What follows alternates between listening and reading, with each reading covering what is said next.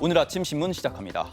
외국인 가사 관리사 시범 사업은 윤석열 정부와 서울시 주도로 지난해 9월부터 추진된 사업인데요. 여기에 참여한 필리핀 여성 노동자들이 성추행 피해를 입었지만 제대로 지원을 받지 못했다는 폭로가 나왔습니다. 한국일보입니다. 이들은 당초 계약인 아이 돌봄 대신 청소와 빨래 등 온갖 가사를 떠맡는 것은 물론 시부모와 반려견 돌봄, 이용자의 영어 공부를 위한 회화 연습까지 요구받았다고 하는데요. 사업 추진 당시 최저임금을 적용해 이들에게 지급되는 월 238만 원이 과도하다는 의견도 있었지만 서울 강남 숙소비 등으로 이들이 실제로 받는 월 실수령액은 118만 원 수준에 불과했습니다. 도리어 본국에서 월 30에서 40만 원의 생활비를 보조받기도 했는데요. 또 이들을 고용하고 있는 업체 두 곳 중 한 곳은 고객의 만족도 평점에 따라 초단기 계약을 맺고 이를 무기로 통제 수단으로 활용한다는 지적이 나왔습니다. 근로계약이 곧 체류 자격과 직결되기에 이를 못하면 출국하라는 건데요. 신문은 필리핀 여성 노동자들이 취약성이 극대화된 을의 위치에 놓여 있다고 지적했습니다. 다음은 경향신문입니다. 이재명 대통령의 디지털 굿즈가 이달 중 배포된다는 기사입니다. 대통령실은 대통령 시계를 국민도 함께 쓰고 싶다는 요청이 대통령 SNS 채널에 다수 접수돼 열린 국정 운영의 상징으로 기획하게 됐다는데요. 대통령 SNS 채널 혹은 향후 개설될 대통령실 홈페이지에서 누구나 내려받을 수 있도록 한 겁니다. 스마트폰과 스마트워치 배경화면을 우선 배포한 뒤 전용 앱도 개발할 예정이고요. 굿즈 디자인은 대통령 휘장과 이 대통령 서명, 자필 메시지 등이 활용됩니다. 또 취임식 미공개 사진과 G7 정상회의 등 외교 현장 사진과 함께 향후 새로운 버전의 배경화면을 지속해서 배포할 예정입니다. 이어서 동아일보 보겠습니다. 현재 헌혈은 69세까지 가능한데요. 정부가 헌혈 연령 제한 기준을 완화하는 방안을 검토 중이라고 합니다. 저출산 고령화로 헌혈 가능 인구가 급감했지만 혈액이 필요한 수혈 인구는 늘어 수급 불균형이 가속되고 있는 데다 헌혈 연령 제한의 의학적 근거도 부족하다고 봤기 때문입니다.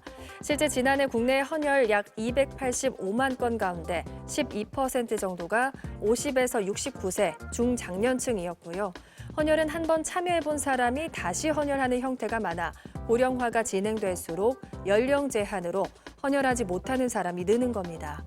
한국인 기대 수명은 2023년 기준 83.5세로 높아졌지만 헌혈 정년은 2009년 70세 미만으로 한 차례 조정된 뒤 유지되고 있는데요. 미국이나 영국, 호주 등 주요 선진국들도 헌혈에 대한 연령 제한을 따로 두지 않고 있는 만큼 이를 완화할 필요가 있다고 신문은 전했습니다. 다음은 국민일보입니다. 최근 서울 도심에서 까마귀가 사람을 공격해 출혈이 발생하는 사고가 늘고 있습니다.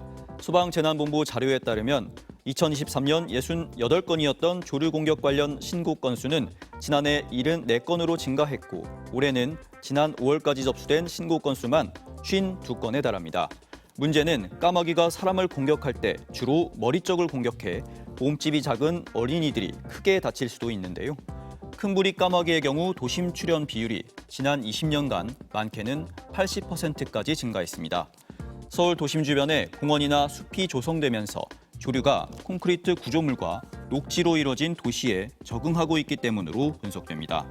서울시는 까마귀 출몰 지역에서 시민 행동 요령을 설명하는 안내문을 배포하고 있지만 분리된 공간에 까마귀의 서식 환경을 조성하는 등 적극적인 대책이 필요하다고 전문가는 전했습니다.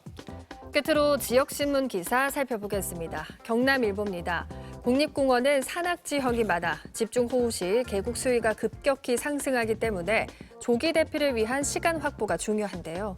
이러한 상황에 대비해 국립공원공단은 지난해 집중호우 예상 50분 전에 대피 방송을 송출하는 강우 레이더 재난 예경보 시스템을 시범 운영했습니다.